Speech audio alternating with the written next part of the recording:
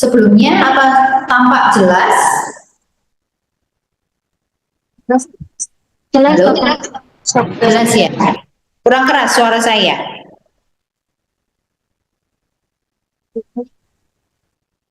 Kurang keras kah? Sudah keras, Dokter. Jelas ya, Aisyah, Ayu. Iya, Dokter. Ini ada azan deh, tunggu sebentar ya.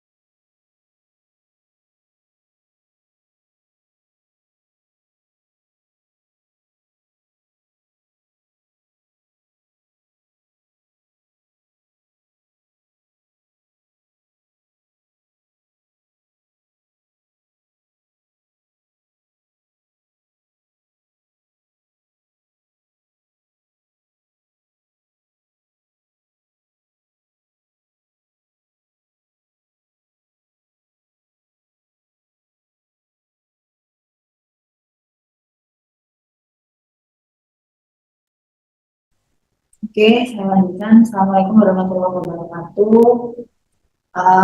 Pada siang menjelang sore kali ini, saya akan memberikan kuliah pengantar CSL untuk pemeriksaan kesadaran, fungsi luhur, dan Mendelian sign. Slide.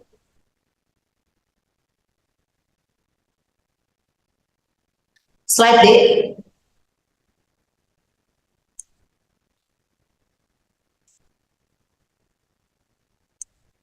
Aisyah, bisa dilanjutkan slide-nya. Terima kasih. Jadi pemeriksaan kesadaran itu dimulai dari inspeksi ya. Inspeksi kita lihat apakah pasien berespon secara wajar ya terhadap stimulus visual, auditori, dan taktil yang ada di sekitarnya. Maksudnya itu kalau saat kita datang misalnya ya, saat kita datang di ruang rawat inap misalnya kita lihat pasiennya dan pasiennya bisa melihat kita datang, apakah pasiennya bisa berespon secara wajar dengan kedatangan kita? Itu kita lihat bagaimana responnya secara inspeksi saja. Apakah dia spontan buka mata? Apakah dia langsung menyapa kita, selamat pagi dok, selamat siang dok, atau seperti apa? Kita lihat saat inspeksi saja bagaimana respon pasien saat ada stimulus visual, auditori maupun taktil. Nah setelah pasiennya berespon buka mata spontan misalnya, kita ajak bercakap-cakap atau kita berikan perintah ya. Apakah dia menuruti perintah, paham terhadap perintah atau tidak? Apakah dia masih bisa dibangunkan jika memang dia tidak buka mata saat kita datang? Nah, itu kita bisa membangunkan pasiennya atau memberikan perintah atau kita sapa atau kita apa istilahnya? Kita tepuk-tepuk gitu, Pak, Bu, selamat pagi. Saya dengan Dokter Fatia di sini yang bertugas untuk menangani pasien di ruangan seperti itu bisa cerita keluhannya apa, nah kita ajak bercakap-cakap, kita tanyakan keluhannya apa, namanya siapa, apa yang dirasakan saat ini, seperti itu kita ajak bercakap-cakap. Ya, kita lihat bagaimana responnya dia. Apakah dia hanya buka mata saat diperintah saja, kemudian dia terus menutup mata, ataukah dia tidak buka mata saat kita perintahkan, ataukah bagaimana respon verbalnya, apakah dia masih nyambung jika diajak bicara, ataukah dia terlihat bingung, terlihat lambat responnya. Itu kita observasi, kita lihat saat kita ajak bercakap-cakap. Sambil kita perintahkan, apakah dia bisa memahami perintah kita. Seperti misalnya, coba angkat tangan kanannya, coba angkat kaki kirinya, coba pejam mata yang erat. Nah, kita perintahkan pasiennya untuk bisa mengerjakan perintah yang kita sampaikan ya. Jadi untuk perintah motoriknya juga. Jadi kita lihat respon buka mata, respon verbalnya seperti apa, dan respon motoriknya seperti apa. Jadi kita tiga-tiganya kita evaluasi. Jika tidak bisa diajak komunikasi, jika tidak respon terhadap perintah, tidak paham perintah, maka kita bisa melakukan rangsang nyeri ya. Kita berikan rangsang nyeri ya. Rangsang nyerinya nanti bisa di berbagai tempat, nanti ada slide-nya ya. Slide next.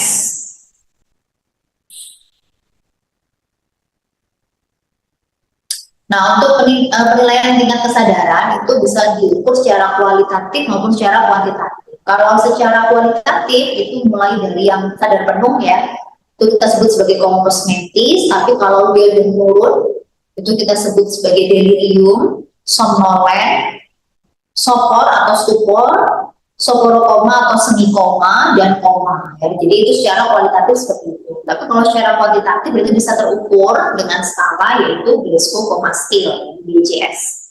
Jadi kalau kualitatif kita hanya secara kualitas saja, apakah dia mengalami penuh kesadaran, kalau penuh kesadaran sejauh mana dia, sampai derajat mana kesadaran yang menurun, apakah delirium, apakah stupor, apakah koma, itu secara kualitatif. Tapi kalau secara kuantitatif bisa terukur dengan Glasgow Coma Scale. Next. Nah, ini tadi penjelasannya. Jadi kalau somnolence atau drowsiness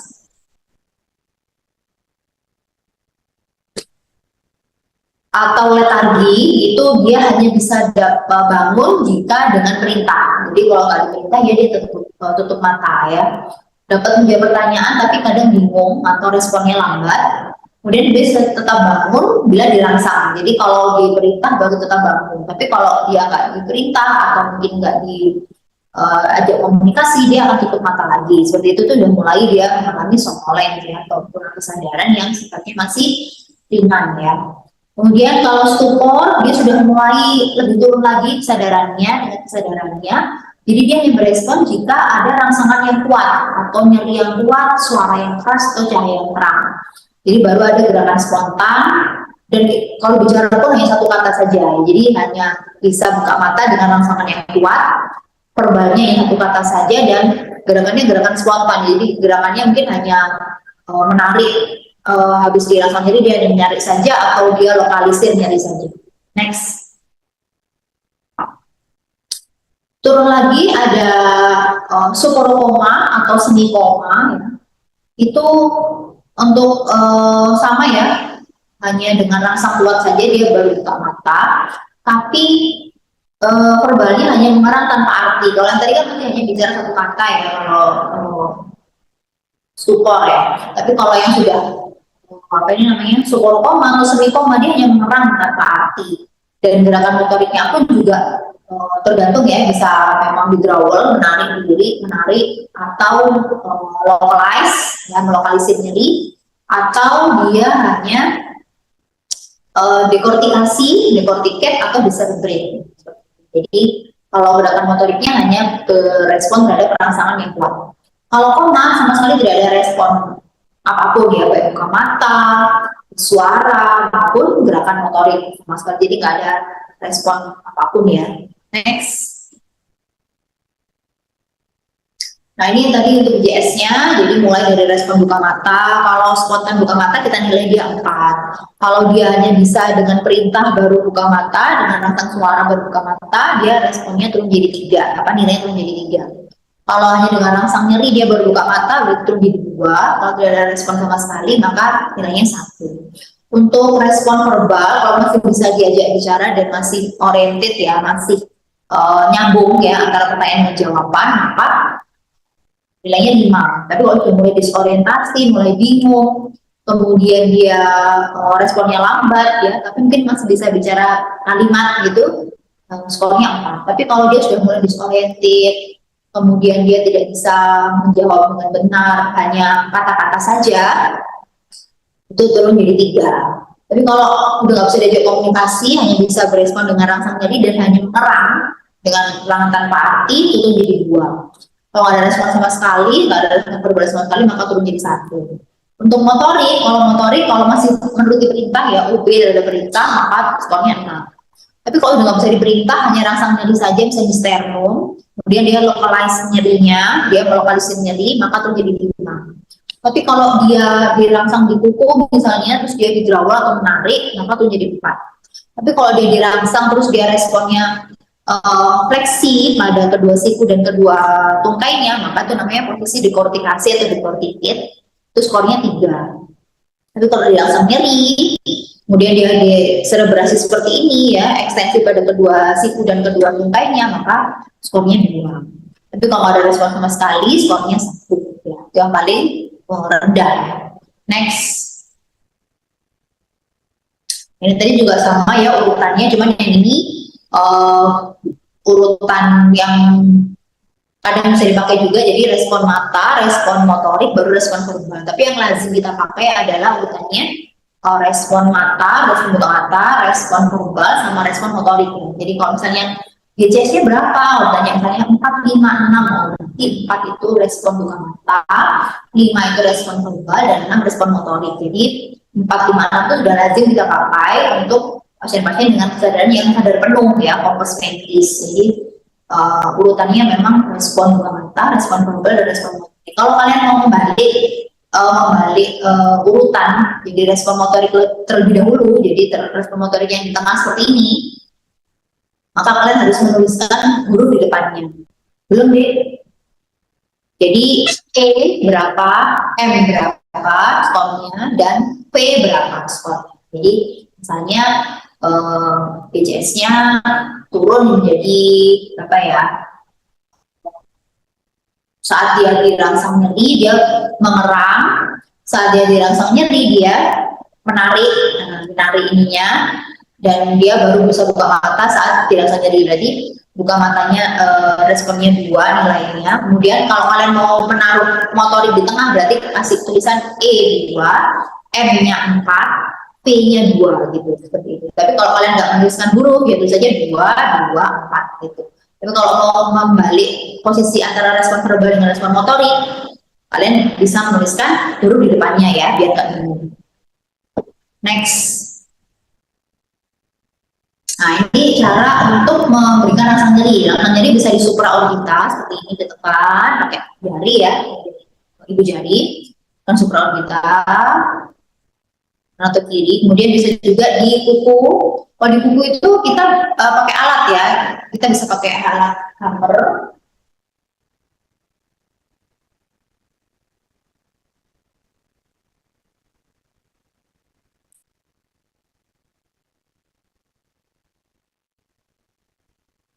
Saya nggak punya ini ya, nggak punya hammer ya, nggak punya hammer, atau ballpoint ya, misalnya ballpoint ya, ditekan di kuku kita, ditekan kuku pasiennya maksudnya, kita yang menekan.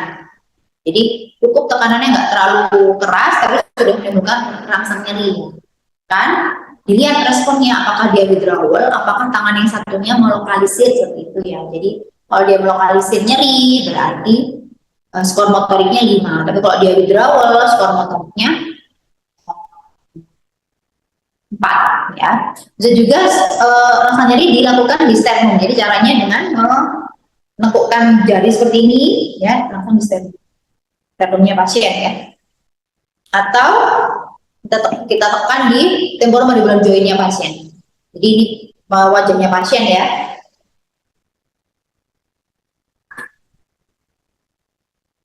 Kelihatan nggak deh?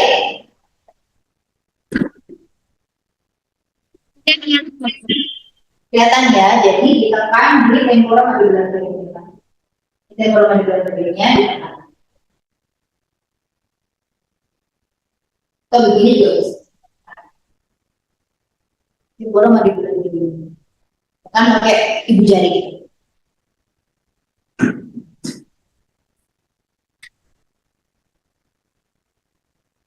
Kemudian dilihat bagaimana responnya ya. Kalau sekali kita memberikan rasa nyeri, dilihat responnya ya tiga-tiganya. Respon buka mata, respon motorik, respon verbal, dan respon motorik. Jadi jangan yang sekarang untuk respon buka mata, yang nanti rasa nyeri lagi untuk respon verbal, enggak ya. Jadi sekali kita memberikan rasa nyeri untuk melihat bagaimana respon tiga macam tersebut. Next.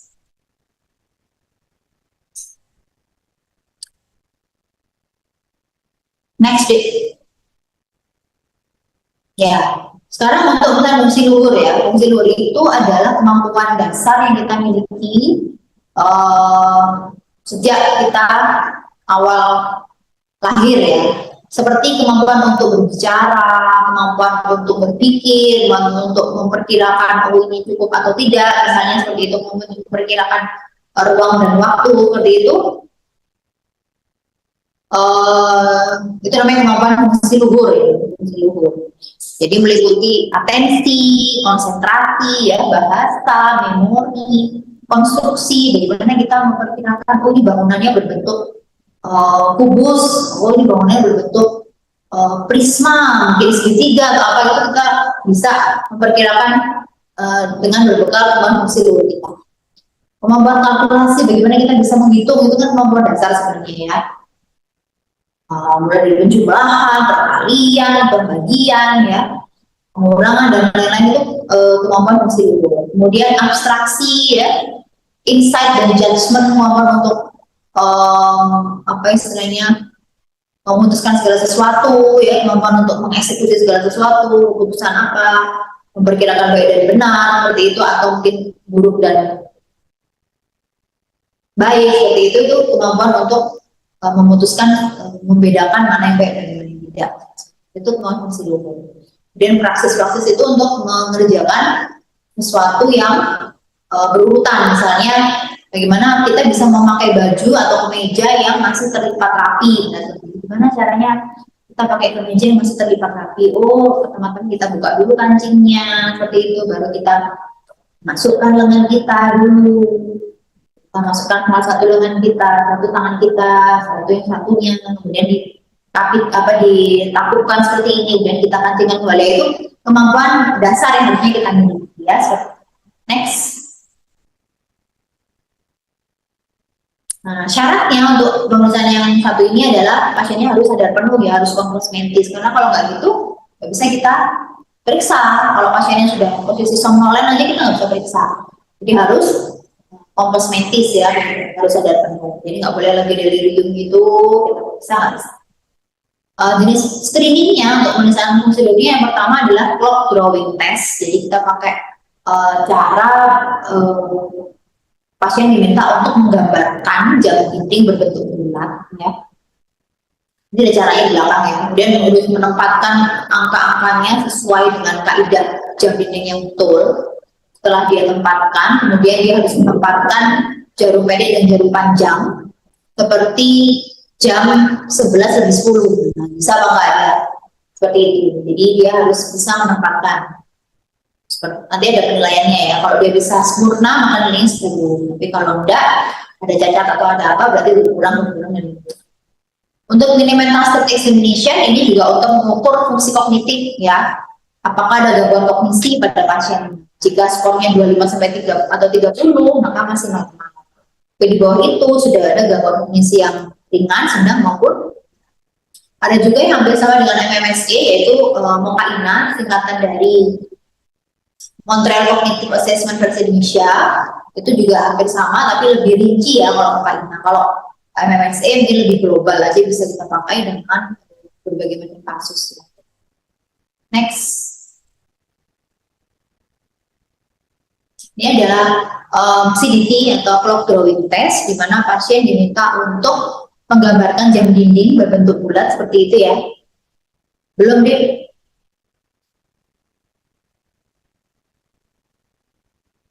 Kemudian diminta untuk menempatkan angka-angka sesuai kaidah jam yang tepat ya, angka 12, angka 3, angka 6, angka 9, kemudian angka 1, 2 sampai selanjutnya. Kemudian diminta untuk menempatkan jarum pendek dan jarum panjang seperti waktu 11 lebih 10. Bisa apa enggak nih?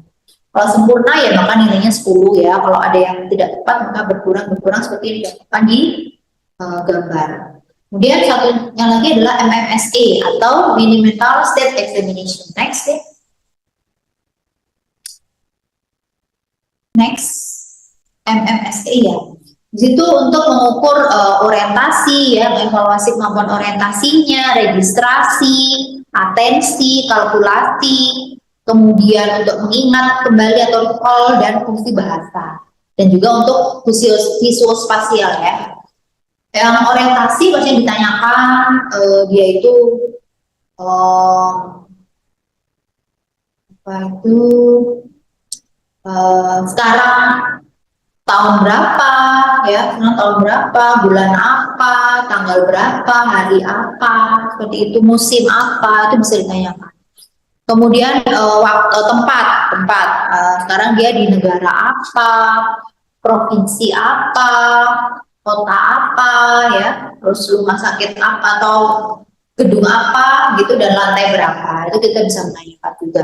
Untuk registrasi kita tanyakan ya, kita sebutkan dulu 3 nama berbeda ya, bisa terserah ya, bisa contohnya apel, meja, koin, kita sebutkan masing-masing satu detik.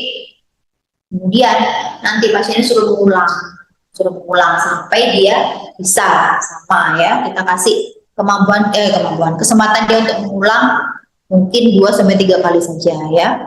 Kemudian atensi dan kalkulasi, pasien diminta untuk menghitung mundur, itu pengurangan 100 kurangi 7, mulai dari 100 kurangi 7 dikurangi 5 kali. Jadi misalnya 100 kurangi 7 berapa, dia jawab berapa, dan kita nggak boleh menyalahkan ya, nggak boleh menyalahkan dan nggak boleh membenarkan, kita cukup mendengarkan jawaban dia saja. Misalnya jawaban dia salah ya jangan kasih poin, misalnya 100 kurangi 7 93, benar kan, kita kasih poin 1. Nanti kurangi 7 lagi harusnya 86, tapi dia jawabnya 87 misalnya kayak gitu, berarti kan salah, kita nggak boleh nyalahin, jangan salah pak, ini ditolaknya benar, nggak boleh gitu. Jadi kita cukup, kita nggak kasih nilai, tapi dari 87 jawabannya dia dikurangi 7 harusnya kan 80 ya, kalau udah benar ya berarti kasih poin gitu, seperti itu. Jadi kalau dia benar kasih poin, kalau dia salah jangan dikasih poin dan nggak usah disalahkan. Atau kalau dia nggak bisa berhitung, kita bisa meminta pasien untuk mengeja terbalik, jadi wahyu dieja terbalik. Nah, bisa apa di wahyu, coba apa dieja terbalik, bisa apa ya. Kemudian kita hitung mana yang benar ya. Kemudian recall. Nah, recall itu suruh mengingat kembali 3 nama benda yang sudah kita sebutkan tadi ya, saat diregistrasi. Bisa masih ingat apa enggak dia? Itu suruh mengingat kembali apel, meja, koin. Jadi masih. Kemudian kemampuan berbahasa, pasien dinilai kelancaran berbahasanya, kemudian dinilai untuk pengulangan, pemahaman, ya, penamaan. Kita diminta kita sebutkan tunjukkan satu benda, misalnya pensil seperti itu. Pasien diminta untuk menyebutkan ini namanya apa, seperti itu, dia bisa apa enggak. Kalau dia nggak tahu namanya, dia pasti menyebutkan fungsinya. Oh itu untuk nulis dong, jadi nggak tahu. Namanya apa pak? Itu untuk nulis, berarti penamaannya dia terganggu, seperti itu ya. Diminta untuk menulis apapun yang ada artinya ya pastinya ya. Kalau bisa sih mengandung subjek, predikat, dan objek. Untuk menulis dan membaca. Kalau membaca dia paham ya, misalnya ya, untuk membaca dia itu kita menuliskan gini, pejamkan mata Anda, kita tulis gitu ya di kertas. Dia disuruh membaca dan melakukan apa yang dia baca. Ini dia harusnya pejam. Ya, kalau pemahaman tuh kita minta pasiennya untuk misalnya ambillah kertas di lantai, lipat jadi 2, kemudian taruh di meja seperti itu. Nah itu tinggal pemahamannya seperti apa, dia paham nggak dengan kalimat perintah seperti itu ya. Untuk visual spasial, pasien diminta untuk menggambarkan sama seperti yang ada contoh situ, segi 5 bertumbukan. Jadi kita contohkan segi 5-nya seperti apa, dan dia diminta untuk menggambar ulang ya, segi 5 bertumbukan. Next. Kalau mau KI, masih mau KI deh. Kalau muka Ina, ini lebih kompleks lagi ya tesnya. Jadi seperti ini contohnya.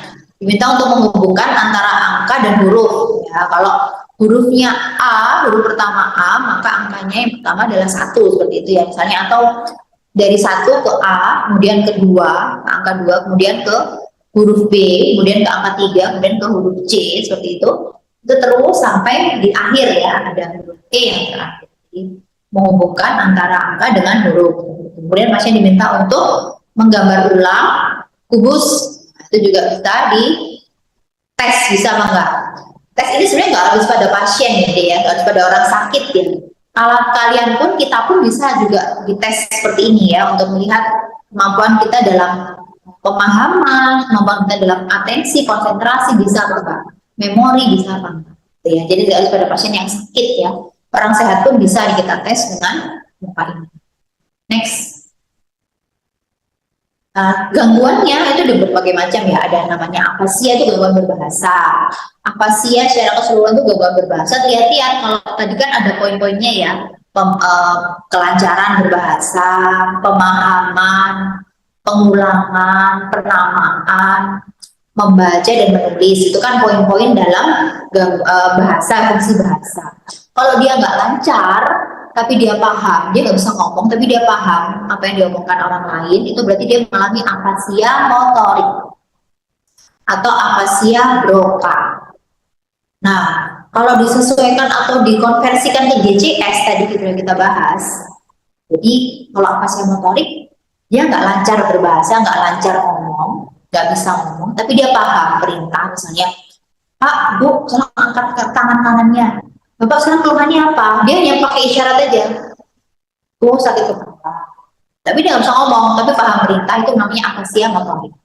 Kalau dikonversikan ke GCS, GCS-nya berarti 4X. X karena dia nggak bisa bicara, tapi dia paham. Dan dia motoriknya, skor motoriknya adalah 6. Jadi 4x6. Seperti itu ya. Contoh kalau konversi dari gangguan fungsi lugur ke GCS. Tapi kalau dia bisa ngomong, ya fluent, lancar, tapi dia nggak paham perintah. Jadi antara pertanyaannya apa, jawabannya apa, itu dia nggak paham. Itu namanya dia afasia sensorik. Jadi dia bisa ngomong, tapi dia nggak paham. Ya. Komprehensifnya terganggu. Namanya afasia sensorik. GCS-nya bisa 4, 5 dalam kurung afasia sensorik.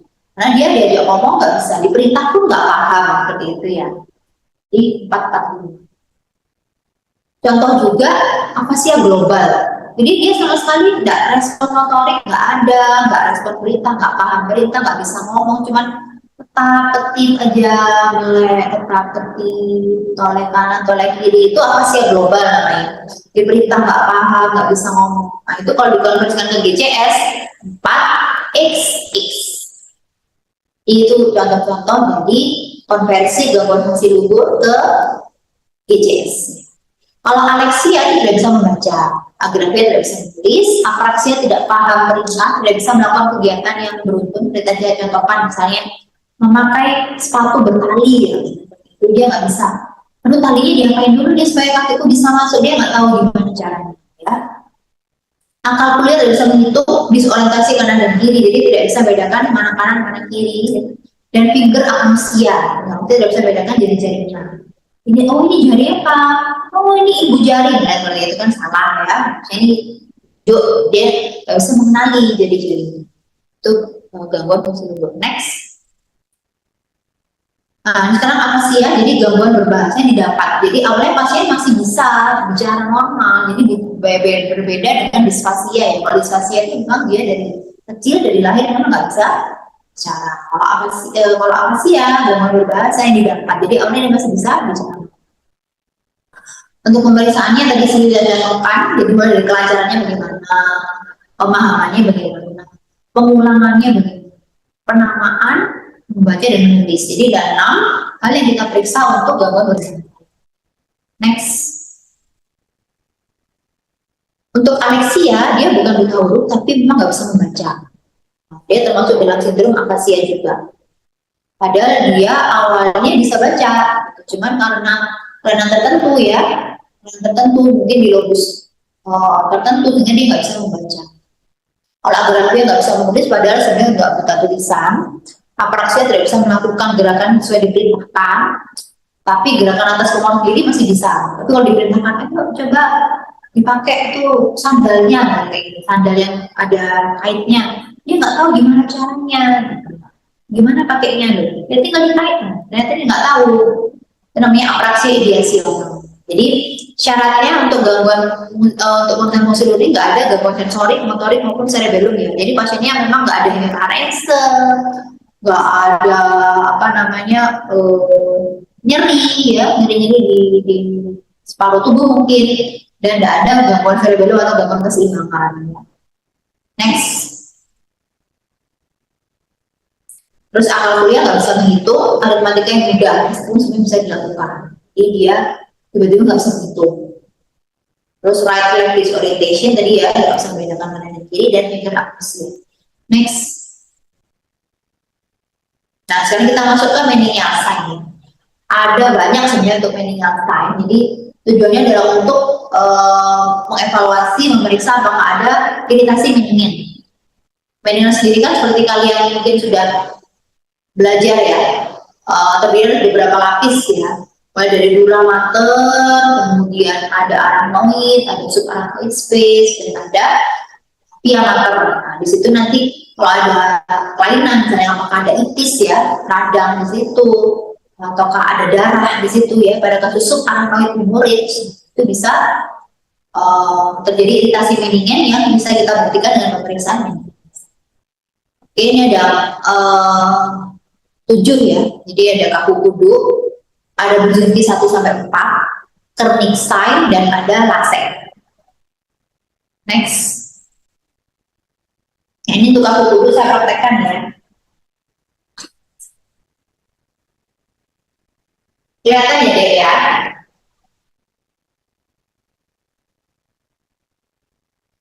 Kelihatan kak?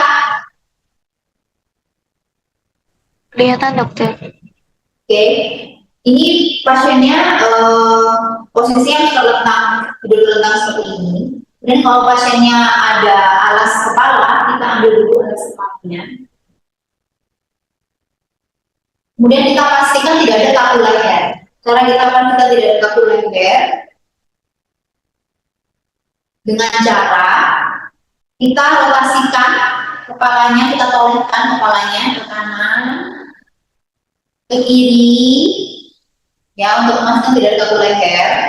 Kalau dia ada tahanan, nggak bisa ditolongkan kanan dan kiri, berarti dia ada kaku leher. Maka nggak bisa kita periksa kaku tubuh. Kita pastikan nggak ada kaku leher, berarti kita fleksikan kepalanya. Atau kita juga bisa memastikan kalau nggak ada kaku leher dengan cara mengangkat bahunya seperti ini. Kalau dia kepalanya jatuh ke belakang, berarti nggak ada kaku leher. Tapi kalau saat kita angkat bahunya, kepalanya ikut terangkat, dia ada kaku leher. Jadi kalau kita memeriksa kaku kudu, nggak valid hasilnya ya. Wong ditolehkan aja sudah kaku, dia angkat aja udah kaku, apalagi mau difleksikan. Jadi nggak valid. Jadi kalau mau periksa kaku kudu, pastikan tidak ada kaku leher. Ya, setelah kita eliminir kaku lehernya, kita pastikan tidak ada kaku leher, kita baru memeriksa kaku kudu. Caranya, tangan kiri kita di belakang kepala pasien, tangan kanan kita di dada pasien dengan 2-3 jari di sini ya, di dadanya pasien. Kemudian kita fleksikan seperti ini. Nah, kalau dagunya pasien itu sudah menyentuh jari kita, berarti memang tidak ada kaku kudu. Tidak harus menyentuh sternum, harusnya memang idealnya dia dagunya menyentuh sternum. Tapi ada beberapa pasien yang nggak bisa menyentuh sternum, jadi kita bisa pakai menyentuh jari kita aja, dan dikatakan tidak ada kaku kudu. Ya. Terus kalian kita periksa Brzezinski 1 atau Brzezinski next sign ya. Next mungkin. Jadi satu, saat kita periksa seperti ini, kita fleksikan kepalanya, kalau ada fleksi pada kedua tungkainya seperti ini, Brzezinski satunya positif. Ya, namanya Brzezinski next cycle tadi, kalau dagunya nggak bisa nyentuh tangan kita, ya, atau nggak bisa nyentuh sternum, kalau tangan kita kan masih bisa terjangkau ya, baru sampai sternum. Kalau sampai sternum mungkin lama ya, nggak bisa nyampe. Kalau bisa nyampe tangan kita dan pasiennya kesakitan, terus dia meninggi seperti itu atau menyadari, maka memang aku kuliah positif. Ya, selalu kita periksa Brzezinski satu. Kalau kita satu begini, dia fleksi, maka biasanya bisa. Sekarang Brzezinski dua, next. Ini gambarnya ya, kalau kita ada dia fleksi begini, itu Brzezinski satu. Next. Brzezinski dua, kita fleksikan salah satu tungkainya di sendi panggul sekitar 60-70 derajat dari bed. Kemudian kalau sisi kontralateralnya dia fleksi begini, saat kita angkat salah satu tungkainya, kemudian sisi yang satunya dia fleksi begini, maka Brzezinski duanya positif. Jangan lupa untuk melakukan di kedua sisi ya. Kalau enggak ya berarti negatif. Next. Brzezinski 3 dengan menekan osigomatikusnya pasien. Jadi ini osigomatikusnya ditekan. Tekan di pipinya seperti ini. Tekan pipinya. Nah, kalau kedua tangannya itu sikunya fleksi begini, maka Brzezinski 3-nya positif. Kalau ditekan, terus dia fleksi, next. Kalau Brzezinski 4 itu suprapubisnya di atas pubis kita tekan. Kalau saat kita tekan, responnya sama seperti Brzezinski 1, dia fleksi begini. Maka Brzezinski 4-nya positif. Ya, next. Sekarang teknik itu kita fleksikan sendi panggulnya 90 derajat. Kita fleksikan sendi lututnya juga 90 derajat. Kemudian kita luruskan atau kita ekstensikan sendi lututnya sebanyak 135 derajat. Jika sudutnya ini nggak sampai 135 derajat, terus pasien sudah kesakitan, ada tahanan, maka kroniknya masih. Tapi kalau sudah sampai 135 derajat atau lebih, dan pasiennya nggak kesakitan, maka kroniknya negatif. Jangan lupa untuk memeriksa di kedua sisi. Posisinya 90 derajat seperti ini ya. Lalu kita ekstensikan sebanyak 135 atau lebih. Kalau lebih berarti dan tidak ada tahanan, berarti kroniknya negatif. Kalau nggak bisa sampai 135 dan ada tahanan, sampai sini aja udah kesakitan, berarti kroniknya positif. Terus next. Nah ini ya tadi ya. Ini sebagai tambahan ya. Ada lasek tadi ya. Lasek itu caranya cuma diangkat aja di sendi panggul. Ya. Dari bed itu 60 ke 70 derajat. Ya, nggak ada gambarnya ini. Kalau dia mengeluh nyeri di belakang paha, rasa kayak tarik, maka laseknya positif. Kalau dua sisi ya, lasek positif bilateral, tapi kita angkat begini, 60-70 derajat dia merasakan nyeri di belakang paha. Itu berarti laseknya positif bilateral, maka dikatakan dia termasuk dalam menial sign lasek itu. Tapi kalau hanya satu sisi saja, yang sini enggak nyeri di belakang paha, maka lasek di sini bukan termasuk dalam menial sign, tapi termasuk dalam tes provokasi untuk nyeri punggung bawah atau low back pain. Jadi kalau lasek mau dimasukkan dalam menial sign, hasilnya harus positif bilateral. Karena dengan seperti itu, kuliah pengantar kita dari saya bisa dicek juga modulnya dan checklistnya. Baik, demikian. Ada yang mau ditanyakan? Adik-adik?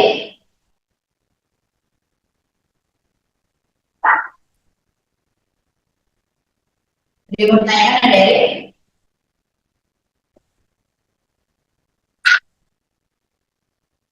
Belum ada, dokter. Belum ada? Cukup jelas kah? Cukup jelaskah adik-adik? Jelas, dokter. Oke, kalian harus punya checklist juga ya. Kalau belum punya nanti bisa minta tim dong. Kalau nggak ada pertanyaan, cukup ya adik-adik. Misalnya kita jumpa di CSL ya, CSL. Baik. Benar nggak ada pertanyaan nih? Udah jelas ya? Bisa ya CSL-nya ya? Halo? Insya Allah, dokter. Insya Allah, dok.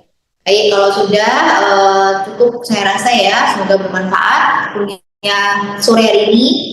Saya lagi mohon maaf bila banyak kurang berkenan. Saya ini, Assalamualaikum warahmatullahi wabarakatuh. Waalaikumsalam warahmatullahi wabarakatuh. Terima kasih, dokter. Terima kasih, dokter. Terima kasih, dokter.